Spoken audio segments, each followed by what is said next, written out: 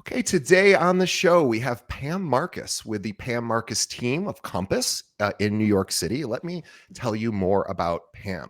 Now, Pam graduated NYU School of Business and also attended Wharton at University of Pennsylvania. And so she has this incredible pedigree, but let's keep going through her history because it's so interesting. She spent 3 years in bank marketing at Bankers Trust before segueing into advertising as an account exec at Marine Midland Bank, and then spent 12 years at Gray Advertising and 10 years at Bates Advertising, convincing the public to eat brands like M&M's, Snickers, Campbell's Soup, and Raisin Bran cereal. And then she spent 7 years in the travel business, expanding a niche travel company called Lawyers Travel into other professional firms. And at the time, Pam didn't even know how to use a computer or write a plane ticket, but the target figured if she knew advertising business, she would know how to take care of their travel needs. She also spent 1 year in her own consulting business, helping hotels fine tune their marketing, and then 3 years at a startup called Barbarac, which they make ergonomically designed tools for women. And then eventually, at the ripe young age of 60, she started her real estate career. And I am so excited to welcome Pam Marcus to our show. Before that, I'd like everybody to follow her on Instagram. So please, and by the way, the link to her Instagram account is in our show notes, but you can find her at Pam Marcus Real Estate on Instagram and everywhere else on social media. Pam, welcome to the show. Thank you so much, DJ. It's really a pleasure to be here, and I'm flattered that you asked me to do this. Well, I am flattered that you accepted to do this because I am just so impressed with anyone that starts a career of any sort at the age that you did with, in your case, with real estate. But your background, I am so fascinated with because I'm curious to learn more specifically about how that background helped you when you started and how it continues to help today. So my first question is about, gosh, you had this really incredible career, non-real estate related, advertising, different marketing sort of jobs in different industries. And then at 60, decided to go into real estate. So why real estate at age 60? Well, it was a number of reasons. The last place I was, which were the ergonomically designed tools for women, when we weren't paid for 6 weeks, I said, "This is silly. It's time to leave." Yeah. So if I'm not going to get paid, I might as well do something else or stay home and have fun. And what happened was I tried to figure out what I wanted to do because staying home and doing nothing was not going to suit me. I would drive myself and everybody else crazy. And I realized that I had done a couple of real estate investments for myself. I had done very well, and that I love people. Love young people, and I love teaching and helping people, and I love shopping. So I said, I think real estate could be a good fit. And I went to school and I networked into Corcoran at the time. I knew some people. Sure. And that's how I got into real estate. And the very first client I took care of happened to be the daughter of dear friends of mine. They were of the ripe age to buy an apartment, and they were my first clients. Wow. And how did you, so one quick question, because before we get to that story, because I'm curious, when you did start, your background was not real estate. So everyone, I'm assuming, in your sphere of influence, including your friend whose daughter, of course, became your first client. I am curious how you made that transition known, right, to people in your sphere so that they could start thinking about you as a realtor, as opposed to the marketing, somebody down on Madison Avenue being in more the ad space, which is probably how they thought about you. If I remember correctly, I did a mailer that basically played off of my background, and I think it was sort of a plane ticket and we're flying on to the next place.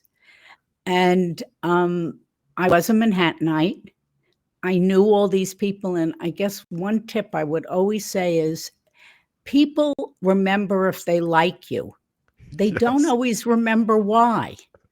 Or they So don't always remember what you do either. They just or know that they like they you. just know they like you. So if they like you, they assume they like what you're doing. And this very first sale is kind of an interesting sale because I did it. and they wanted to buy an apartment that I told them not to buy. It was a Mm, land lease, and we don't like land leases in New York unless you're a right. Brit. And I said, I don't think you should buy it, but they bought it. Well, about 6 months ago, I had to sell it. And I always have a rule that the test I apply to something you buy is, do I think I will be able to sell it in 5 years without a lot of problems? Well, and do I think if the market is good, we can make a profit? Unfortunately, when I sold it, this was the first sale I ever made that they lost money on the transaction. And I said to the wife, I said, Amanda, is Greg mad at me? She looked at me and she said, absolutely not. He remembers you told him not to buy it. And they bought a very expensive apartment and they love it. And, but I think the thing is, if you ask me why I succeeded, it's being totally honest. Yeah. And I guess that's always been my nature. But at my age, I'm afraid if I wasn't honest, I wouldn't remember what I said. So, An advertising exec who's honest. Oh my gosh, this is well, amazing. yeah. Sorry, that was an easy joke I had to throw No, in, no, but but honesty is, it's everything. they may not want to hear it, but you have to tell them what you think. I've done over 450 episodes of this show, and hundreds of people I've interviewed, and I am sure you're not the only person with this particular philosophy that I'm going to sort of circle back to, because I found it to be particularly interesting.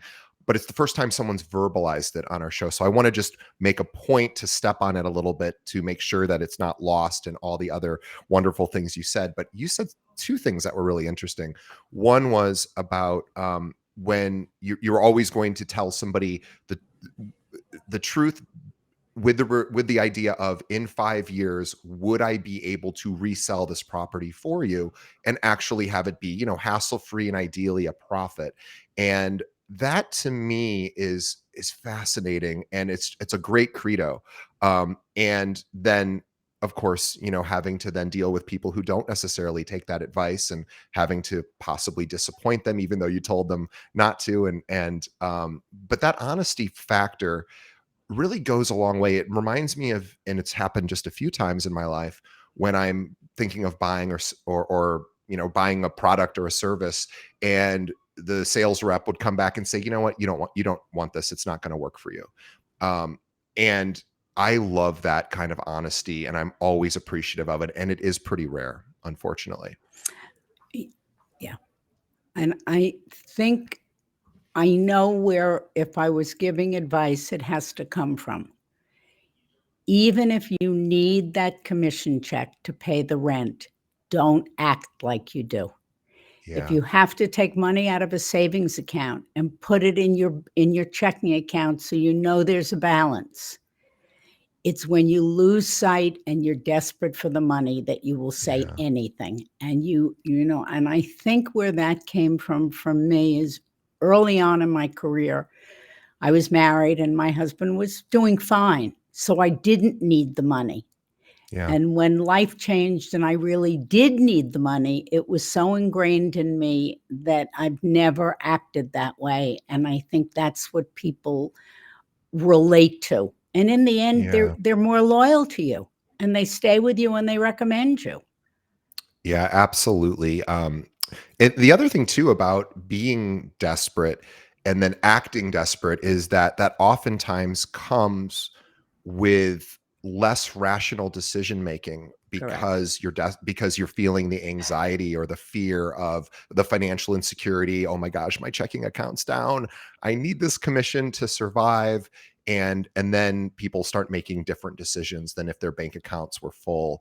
And so keeping a check on one's own anxiety is really important, because if that bank account is low and you do need the commission, you have to really check yourself when you're dealing with clients to make sure I'm still acting as if everything is okay, because that will ultimately be in the client's best interest. And even if you play a game with yourself, You Yeah. put money in the account that's really not money to live on, but psychologically you have the money there. And I also think no matter how little you have, you must give a closing gift. I What cannot tell you how many people I have said to me, "Oh, I'll never recommend her. She didn't even give me a closing gift." Yeah, I mean, people can all they have to do is Google uh the average commission on a particular, like, that Yes. information even though they might not see it when they're closing and they might not see the actual amount you're getting paid, they I can figure it out, and you have to assume that they are going to know it whether they ever ask you or not.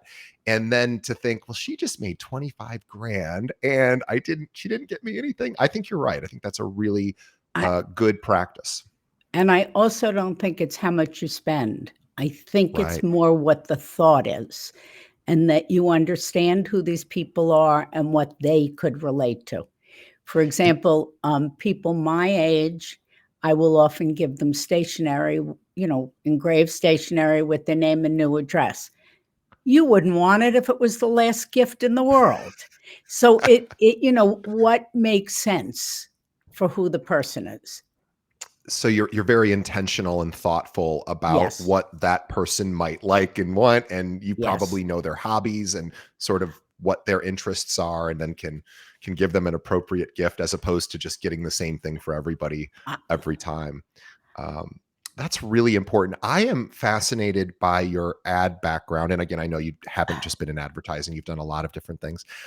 But I'm curious because we were talking before we started, and you were saying my background really helped me when I decided to get into real yes. estate. Do you mind sharing a little bit about And what it that means to you? Yeah. Well, I was an account guy on packaged goods accounts, and by the time I finished at Bates, I was running all of the M&M Mars business, Sure. and I'd been doing it for over 20 years, and you really learn customer service, and you learned how to deal with people, and you learned how to listen, and I think that is the kind of background that I have much more patience now than I would have had. I'm not Mm, sure 20 or 30 years ago I would have had patience to put up with all these questions and you know so I think it also taught a discipline of how to sure. approach something, how to present it. People are impressed if you don't just walk around with a bunch of loose papers, but you lay it out. I wrote a buyer's guide, and in the buyer's guide, it has things like Pam's rules, and people get a kick out of that because my rules are things like if we walk into a lobby and it's fake flowers, is that the kind of building you want to live in with fake flowers? I And boy, I could talk for a full hour about my hatred of fake flowers. okay, So there's your answer. I mean, and then if I'm with people that are my age or even a little younger, I don't know how I feel about 6 or 8 steps into the building. yeah, Someday that may be a problem. sure. And, I guess people, they tell me I'm funny. I don't think I'm funny. I think I'm being honest. To me, a living room that's narrower than 12 feet looks like a bowling alley. So it's those kind of things, or I made a mistake when I wasn't in this business and I bought an apartment and it was on the third floor and I only looked at it in the daylight. I never knew there was a street lamp outside of my bedroom window. Oh, yes. So those are the kinds of things that I think what I'm trying to do is educate them in ways that they feel as if they have greater knowledge. I How high the ceilings are, or yeah. just the kind of, you have to have a bathtub, because if there are babies, you need a bathtub. So I think I call it Pam's rules. Well, what it sounds like is two things. What I hear you saying is number one, obviously your listening skills. This comes from working on accounts. I'm Right. guessing where you had to serve various masters during those account meetings. You had to win over groups of people at other companies, and you're competing with every other ad firm in town who wants that business, and it it really can become about presentation and of course relationship and all everything. It's so everything is so important. But then I also heard you talk, it's really giving your own opinions about things, which realtors oftentimes are, I find, are reluctant to give opinion Yes. because they sort of don't want to rock the boat. They don't know what someone's, particular interests or likes and dislikes might be. So they just go, I'm just going to stay neutral. The client likes it, good. The client doesn't like it, we'll move on. I like the fact that you come in and say, hey, this looks like a bowling alley. I think that is incredibly honest, and it really again demonstrates you don't need or the commission more than you need the person to be happy in their home. And I think the willingness to give your own opinion is probably a very powerful tool when dealing with clients.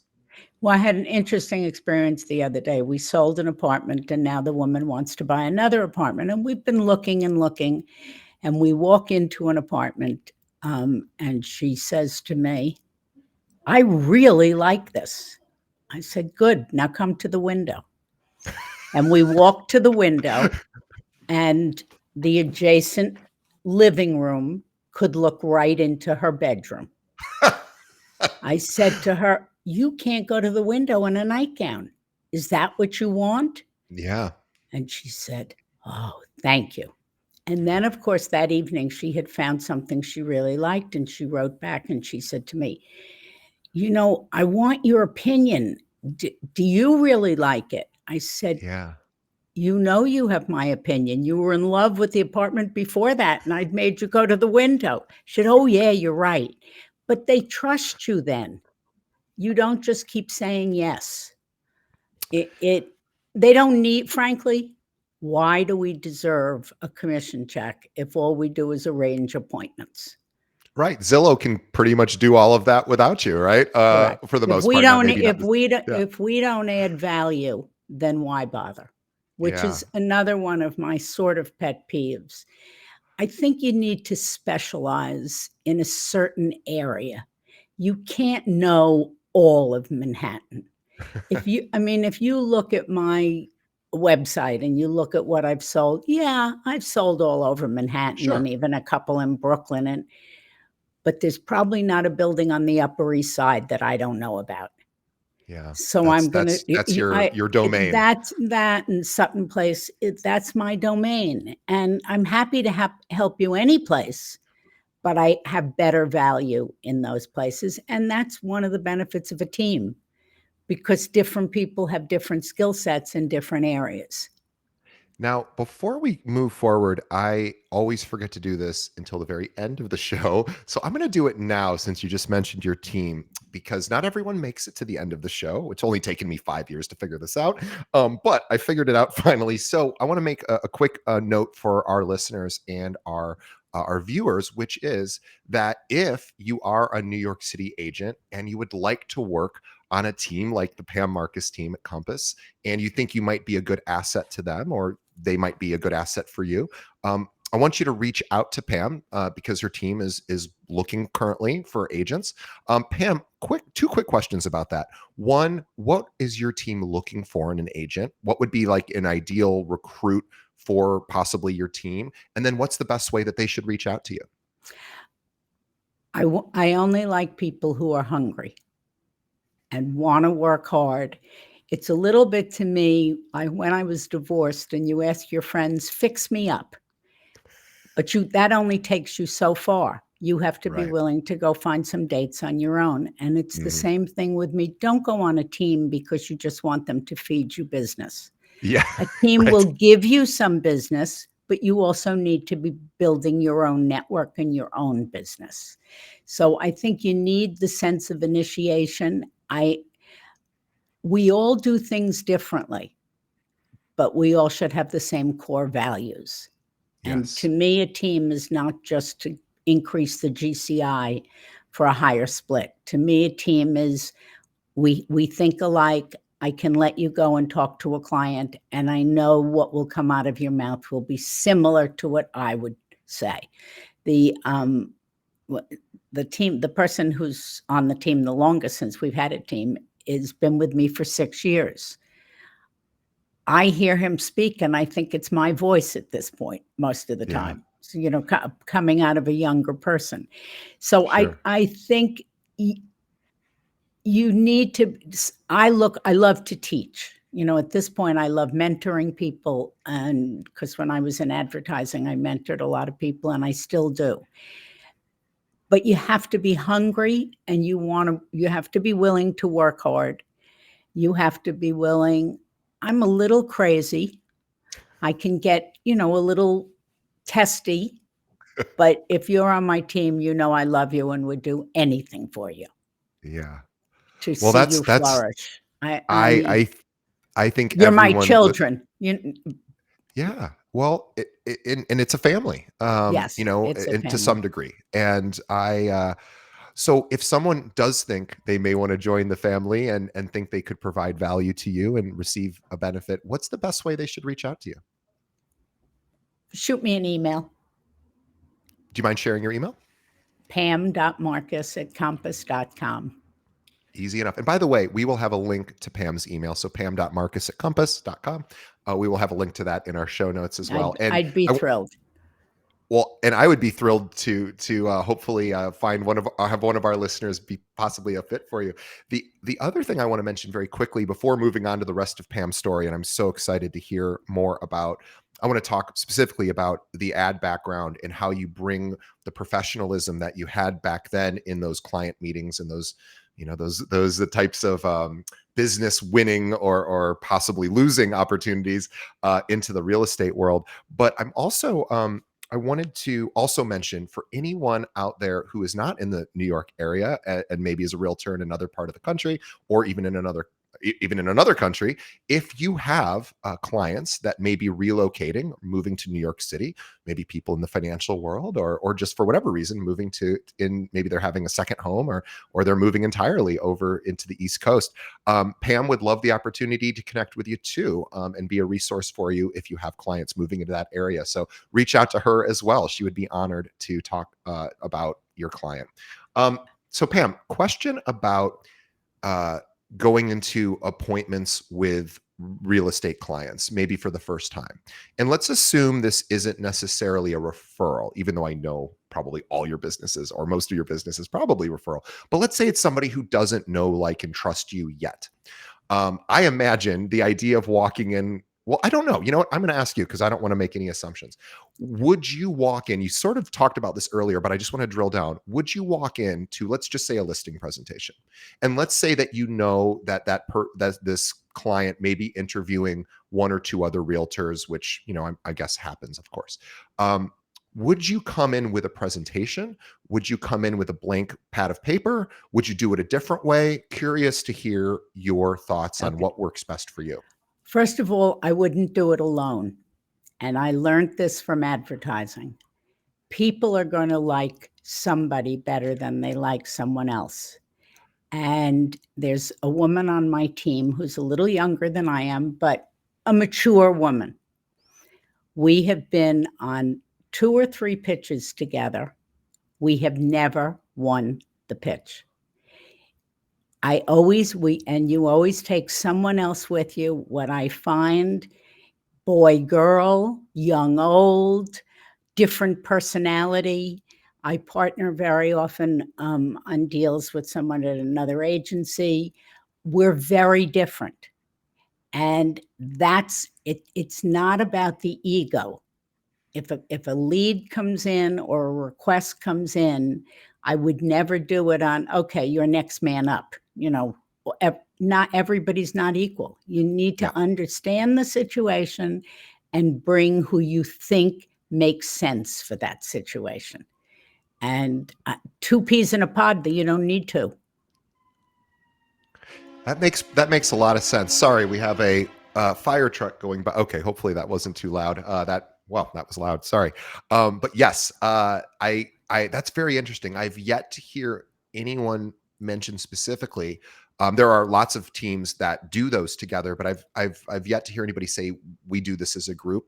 Or to some degree more than me, just in case maybe they don't connect as much to me, but my team member. Correct. And also just it really just expands the opportunity to win the business, I think, because I don't see it hurting the opportunity if you have Correct. another person with you. It only possibly could help, because you're right. Maybe they don't connect to me for whatever reason, but maybe they connect to this other person. So that's really a smart idea, is to bring somebody who has a kind of a different skill set, or a different, just Person. attracting a different, different Yes. personality. Yeah. And it does one other thing. If you win it and you're the only one that went, if anyone else goes to show the listing, they feel that they're getting second fiddle. If they're in the listing presentation initially, you're closer to being on equal footing, and they don't feel as if they're being deprived if that person does most of the listing, most of the Sure. showings. But I do all the negotiating. I love that. One question about the listing appointment. Are you bringing in a presentation? Are you just, Yes, yes. yeah, I But figured you would. that's probably my background, and people fall for it. People like it. They like when they feel as if you think they're important and you're treating them properly. And the Yeah, once there's or twice I got suckered into going, "Oh, would you just stop by?" It never worked. Yeah, I guess I'm impressed by people I know who just go, I just bring in a blank pad of paper, and I have talked to those top producers.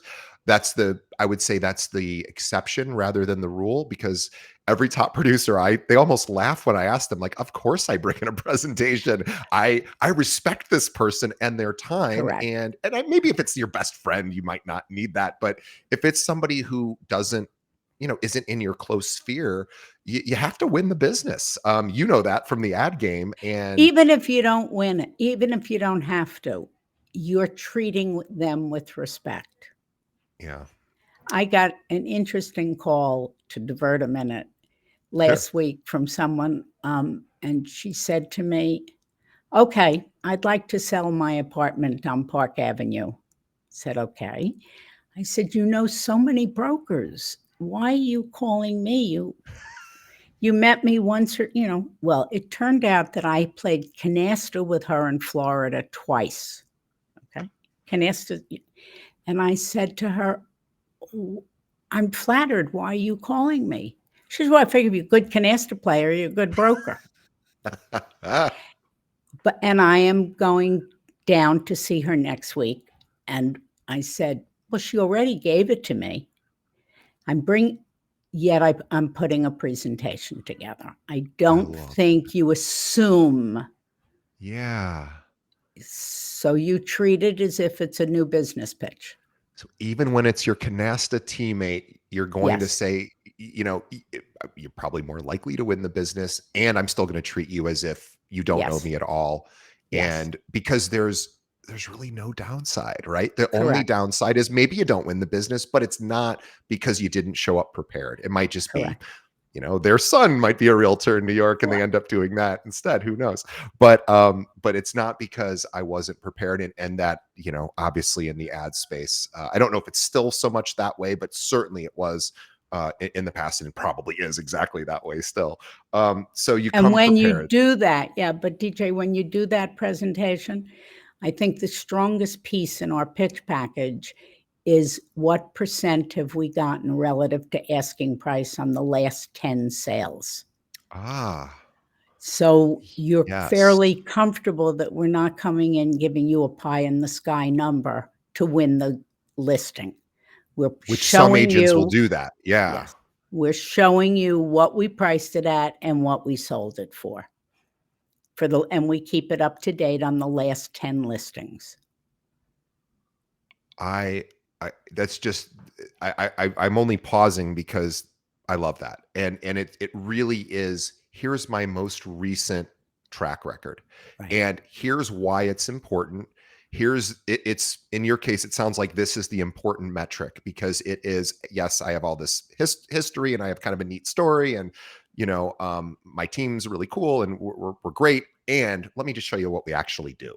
And that is where the rubber meets the road, the data. right, And you are basically saying, well, here's the last 10 transactions. right. And that's really, really smart, because there are going to be if they are interviewing other agents going to come in and go, well, if I tell them it's worth X, that might just win the business in and of Yes. itself. You're obviously that goes against your, I mean, unless it's true, you're unwilling to, of course, inflate a number. And as a result but you're like, but here's what I've actually done. I think that is incredibly powerful. I love that. Again, something else nobody's ever said on our show, which is, that's why my They mind's will kind by of the blown. time they're my age. Let's talk about, so I think I have a somewhat of a sense of, oh, and by the way, one last thing, about the listing presentation or the buyer presentation where you don't yet have the business. The presentation we talked about, you come prepared, you have something that looks professional, has some current data, you're going to explain everything that you do for the client. How important is the listening part of that as well? And again, I'm curious how that relates back to the ad background, where you've probably seen mistakes ad execs have made in these pitches where they're just like, I know what the client needs, and they push forward and it's not really what the client wants at all. And they didn't do that listening component. So I'm curious, how important is that listening part when you're in these presentations? Very important. Let them talk. Let you listen to what they really want. And we never put a price in the listing presentation. We say we can't give you the price until we see the apartment. You can tell us Smart. it's mint, and it, might have been mint 35 years ago. So Right. we give you a price when we're with you, or we'll say we'll email you. But that's true in anything, DJ, about listening. And just listening to what people are saying and what's important to them. And it's still their home. I mean, for the most part, we're not selling investments. It was their home and they love it. And you really, you don't want to insult them. Or very often in New York, it's an estate and they're really not ready to say goodbye to mama. Sure. And if they're not ready, we tried to sell an apartment, tried to sell it. And finally, after 6 months, she said, okay, I give up. You can paint it and stage it. Well, we painted it and staged it and sold it within 5% of the asking price in a week. But they're not ready. So you've really got to be sensitive and listen. And I think you also have to show that there are so many agents. What makes you different? And one of the things we do, and because it's my marketing background and I have such fun with it, is we wrote the buyer's guide. We wrote a coloring book. And it's a coloring book that has about 10 or 15 line drawings that really were photographs of different listings. But on each one is a fact about New York that relates to that picture. I've seen other people do coloring books, but it's just a coloring book. Yeah. Ours is an educational coloring book, and then it ends with a crossword puzzle about real estate. Now, even though that's really not for the seller, it says we do things that are a little different to get attention and show you we care. We just did a deck of cards. And the first card on the deck is the Pam Marcus team deals with a full deck. and the two jokers, one is me and one is the team. Love it. And then it's divided into neighborhoods and places in the neighborhood. So I think people like that. They think they're not just treated that they're only going to get a just sold, just listed postcard, which I find very boring anyway. Well, I would ask you what your opinion of just listed and just sold social media posts are, but I suspect I know, which is whatever. No, go ahead. What is your opinion? I think it's good to get your name out there and good to give you credibility. And I think what's important, and I tell the team, we all solicit business differently. I can't tell you that the way I do it fits you. So, but you need to do it. Whatever it is that works for you, come up with a plan and do it. I mean, I got a sale coming out of a funeral. I spoke to someone at the funeral. Someone sat next to me on a plane, and I ended up selling his father an expensive apartment 3 months later. but not everybody is comfortable doing it that way. Sure. So you've got to, I guess what I'm saying is you have to be yourself and And find and what works for you.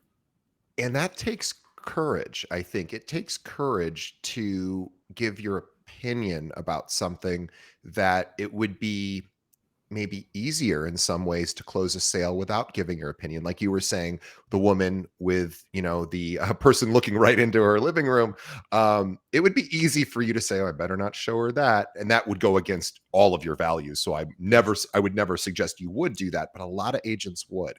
And I think maybe that in it, like this is great. I'll tell you a corollary example, or kind of similar example to me, because I don't produce real estate. um I have an accountant, like a lot of us, and my accountant, it almost makes me want to cry, but I love this about my accountant. I never speak to her until she is like, okay, you need to pay X, Y, and Z. Well, a couple weeks, or actually it was before the end of the year, she sent me a note, and it's sort of like humorous to get this, but it did make me almost want to cry. But I love this about her. She said, I'm getting really nervous about you this year. And for whatever reason, maybe there's been some tax law changes or something, I don't know. She goes, I'm getting really nervous. I need you to cut a check to the government for this giant sum that I was not expecting. And she goes, I just think this will help cushion the blow come tax time. And as painful as it was to cut this check, I was like, I love the fact that she got nervous about me.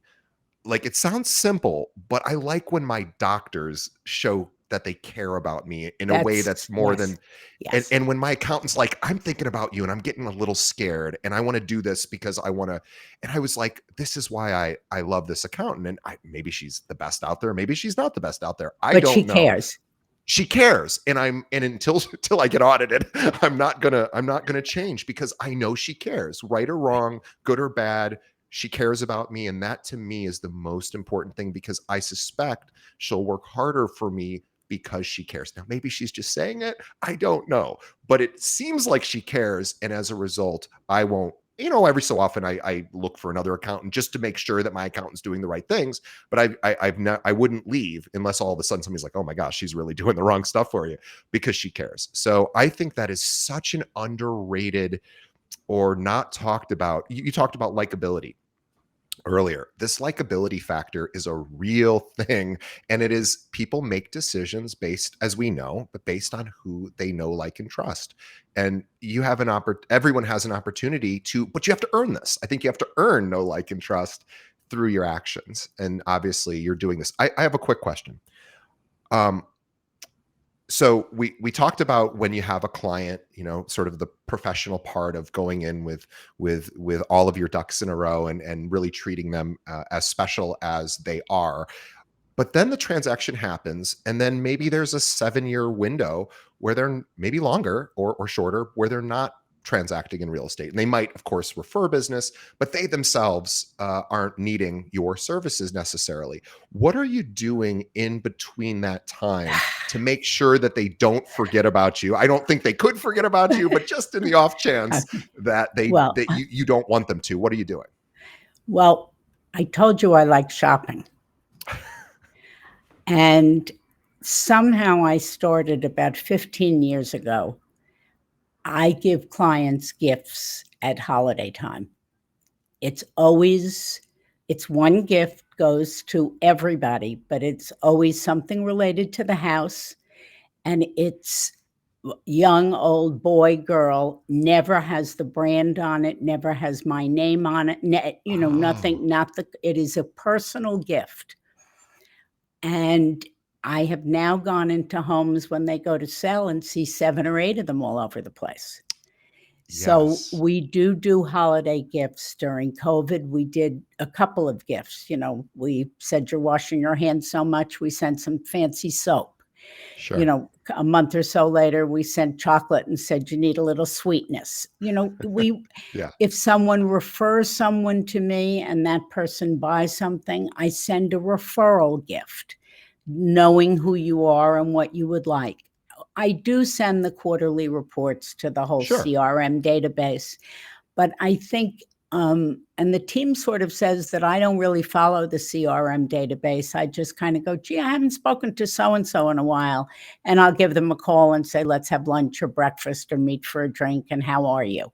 So it's reaching out because it's my network that gives me my business. And I think they can tell, why would you want something with the Compass logo on it? Right. So It's funny. It's funny because I suspect, I'm sorry to interrupt. I just want to make this point because you just said it so beautifully, is you wouldn't want things with brand specific stuff on it because it does change the way people perceive that object, of course. And you might not want in your home to have, something sitting out that says so and so accountant or right, whatever the professional right. service is. And I'm in that same group. I agree. And obviously other realtors feel differently and they do put their logos on things, and that's fine. But I love the fact that you're like, I don't need to put my brand on here because I'm maintaining this relationship regardless. So they don't need to look at the item and see my name because I'm staying in touch with them. Is that sort of the understanding? Is I'm not going to forget Yes. about you anyway. Okay. Well, but you do need, because at this point, to be honest, DJ, if the lawyer that I've used for a long time got a call from an ex-client, and he said to the client, well, how come you're not using Pam on this trade? And it was someone that I had, not been crazy about, not really pursued.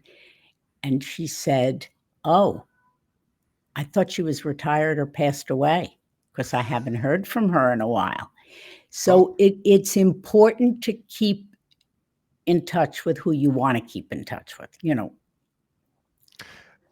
and by the way, thank you for that honesty of, hey, ev- everyone's Everybody's imperfect. not, yes, and everybody's Yeah. not going to want you. Right. And you're not right for everyone. And this is a personal relationship. So you want to be with someone who you think, A, understands you, B, will fight for you, and really cares. I mean, I had someone this week is in love with an apartment and doesn't want to lose it. I said, it's a good thing you're not negotiating. I said, because You're not willing to walk away. I said, because you'd be overpaying. Just let me play it out. I promise you, you won't lose it, but I'm not giving them full asking price until I have to. It I how many what percentage of agents do you think, and this is just a guess, but what percentage of agents would say what you said? Don't worry, I have this. I'm not going to let you overpay, and I know what to do here. I think that's a rare thing, and I applaud you for, again, having a conviction, having an opinion, and sticking to it in the client's best interest. well, you hope. I mean, also you have to remember, DG, I can get away saying things that the 30-year-old can't say. That's true. They will take it from me a little more than they'll take it from everybody else. But you have to really care. This is a tough business. There's a lot of competitors. The other part that I don't think that brokers realize is how important your relationship is with the other brokers. Oh, Especially, I don't think that's as true outside of New York with all the lock boxes, but we don't have lock boxes. We right. interact. And very often it's the broker who decides who gets the deal. Yeah. And we all know there are certain brokers, I won't go to their listing. I won't, they're just too hard to do a deal with. Yeah. And if you have that relationship with other brokers, your buyer's going to get it because they know you're going to play fair and square. They know they're going to get a good board package. So I think people underplay the importance of playing well with their colleagues. And this too came so much into play in the last several years, especially during lockdown, we'll say during the 3% rate, time, where we had so many buyers and there were so many multiple offer situations, a lot of times sight unseen.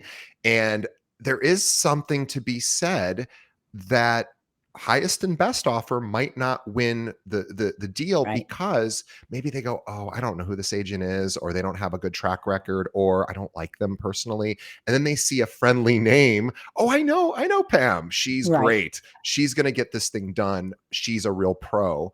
I imagine that in and of itself wins sometimes over highest and best. Yeah, I think yes. And the firm you're with and the credentials of that firm and it's important. People want to have a comfort level. So you have to play nice with your colleagues as well. Yeah, it really just helps everyone when you do. And I imagine you have to grin and bear it sometimes as well when other agents aren't being super nice to you. And I'm sure that happens a lot because, for a million reasons, obviously people treat women differently than men. And, people of different ages are treated differently. And again, this idea of also dealing with some of the abuse, I imagine that comes in. What you have to remember, I built a career on brands. So Yeah. to me, the brand is important because it means something. Yeah. And I, and we I get a learned reputation, and you can't change your reputation. You earn it one way or the other.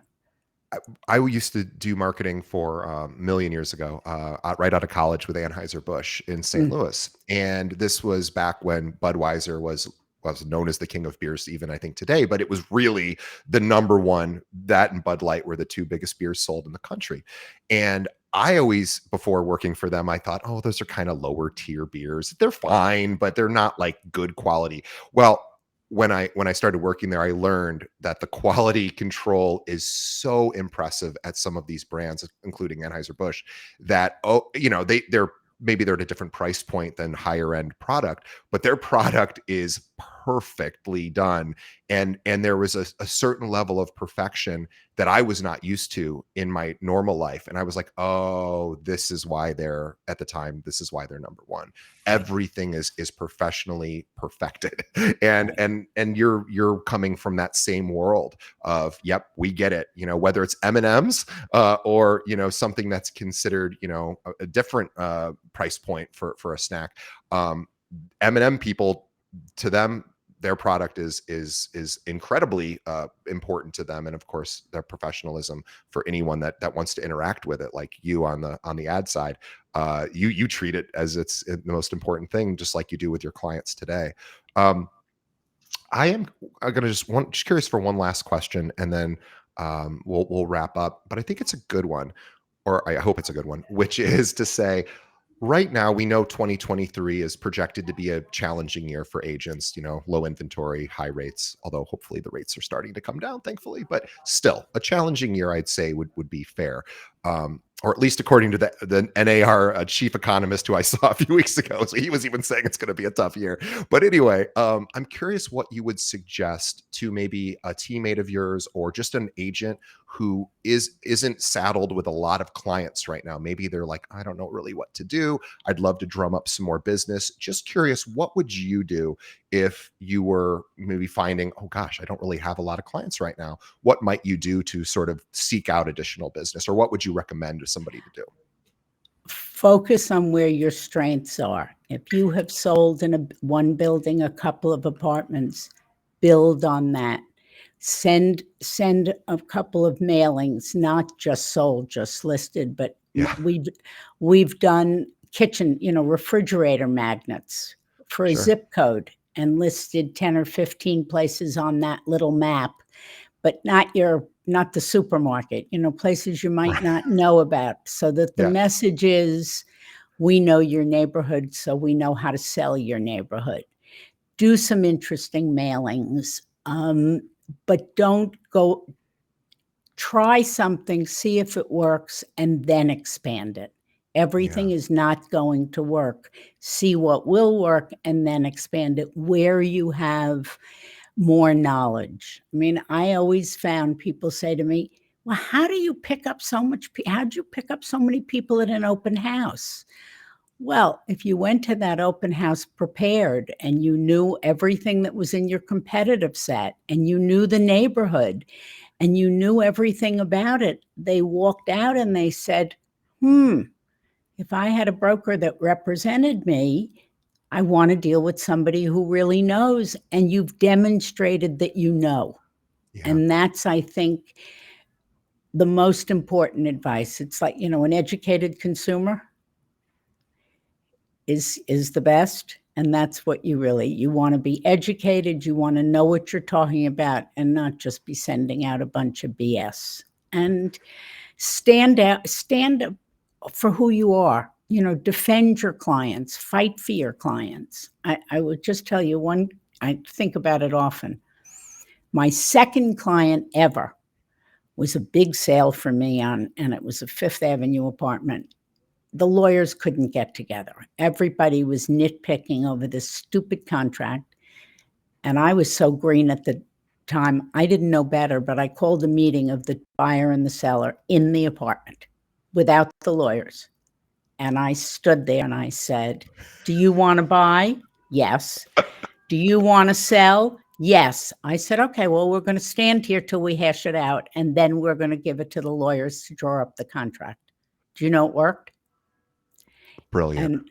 And but it worked. You have a I buyer and love you it. have a seller, Yeah. and they could not, get past it.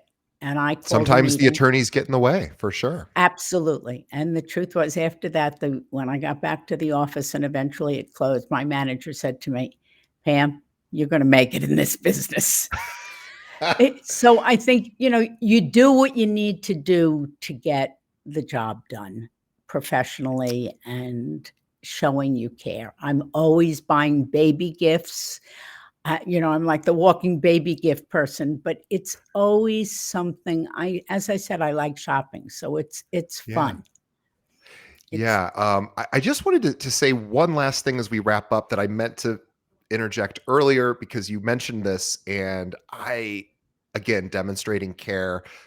This checks that box for me in a way that I've never heard an agent say that they do, but is something that I would recommend to all of our listeners. And it's probably something Pam does, which is she said something very important that I thought about after I bought my first condo back, however many years ago. I thought, boy, I'm so lucky that at nighttime, this area doesn't turn into like this crazy hotbed of activity that might interrupt my sleeping. Or you were talking about like having a light that might come right into the house from the street, and maybe even just hearing what it's like when people are home in if it's a multi-unit property. Are they able to hear above and below them, and those things which become really important once you move in, but maybe aren't you don't maybe you saw it at like 11 o'clock on a Friday when everyone at the building is at work and there's no noise at all. And going in, and as a realtor, I always thought, boy, wouldn't it be cool if realtors would say, you know what, it's a Friday night. I'm going to head down to the place that you're looking at. I just want to kind of get a sense of what is there anything weird with the lighting? Is there any weird noise coming from the street? Or I'd like to bring you down and let's make sure you're comfortable with it. But however you do it, that is a brilliant thing, because that is, boy, there's nothing more annoying than moving into a place and then finding out there's this obstruction that you just didn't know about because we weren't there at 10 p.m. at night on a Friday. right. And I always say, go walk the neighborhood. Smart. Just, Oh, I love that. go walk, see how you like it. Yeah. I tell people I like a block that has a lot of doormen so that there's always somebody when you're walking down the block. But Yeah. take your time to get educated. And even in the things we're not allowed to say, point them in the direction to learn what they can learn. Well, perfectly said, and a perfect place to sort of wrap up this episode for everyone listening. On behalf of everyone listening or watching, we thank you we thank Pam on behalf of the audience for spending an hour with us. We are so grateful. I can't even count the number of tips you provided, maybe without even realizing it. Well over a dozen of great tips from a top producer about what you can implement immediately that will increase your professionalism, also the way that your clients think about you. So I want and then on behalf of all of our audience, or on behalf of Pam and myself, we want to thank our audience as well for making it all the way to the end of the episode. We're here to serve you, the audience, and we appreciate it. Couple of quick things. The best way that you can help us grow is by telling a friend. So think of one other agent in your office, maybe somebody you know, especially somebody that's struggling right now. It's a tough year. Send them a link to this episode with Pam and help them help themselves in this year. So you can send it right over to our website, which is keepingitrealpod.com. All 450 whatever episodes we've done, you can stream right from a browser. You don't have to even use a podcast app. Or if the person's a podcast person, just search for Keeping It Real and hit that subscribe button. And I also want everyone to follow Pam on Instagram. Find her at Pam Marcus Real Estate. Also, you can email her if you maybe have a referral for her or you're interested in joining her team, pam.marcus@compass.com. Both of those links will be in the show notes, so you can just click there. But Pam, thank you so much. Thank Loved you so chatting with much. you. I enjoyed it tremendously. Appreciate it. All Bye-bye. right, Have we'll a good see weekend. everybody, you too, and we'll see everybody on the next time. Thanks, Pam. Thank you.